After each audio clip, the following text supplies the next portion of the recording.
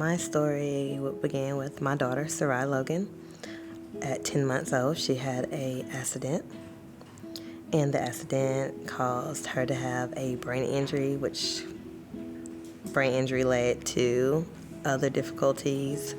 So we went from walking one day to not being able to hold our head up the next day.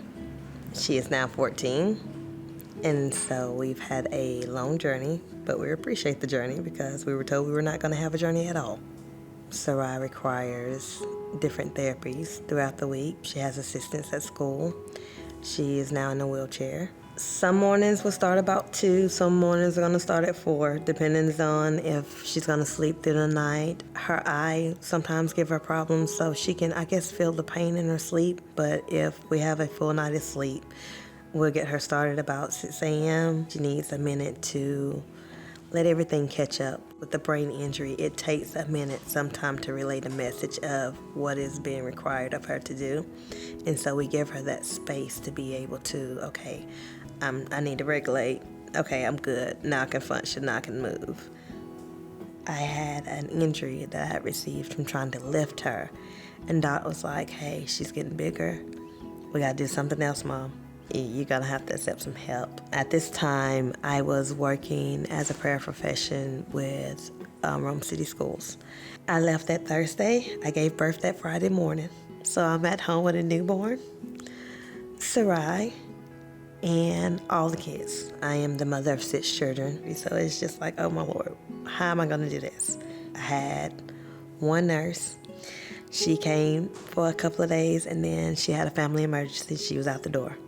I had another nurse come, worked with her for a couple of weeks. Something happened. She was out the door. And I was like, okay, this is not going to work. My kids cannot have a different person coming back and forth. Like, I need to know who's in the home.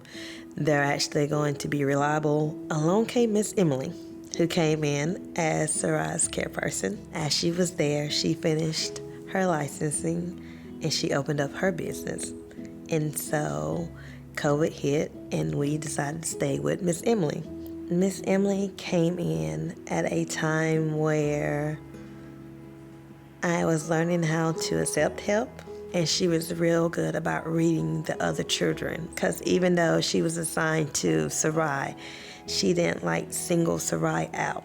She always made the effort to acknowledge the other kids and to interact with the other kids and help Sarai interact with the other kids. And somehow, I think, if I'm not mistaken, we ended up with 2 puppies. I don't know which one of the kids brought 2 puppies home, but yeah, I have 2 puppies at my feet on top of the kids. And Emily's like, I'm here, I got it. This is what I'm here for, I got it. It was just a blessing to have her in the home, like, hey, I was sent here for a reason. What do you need?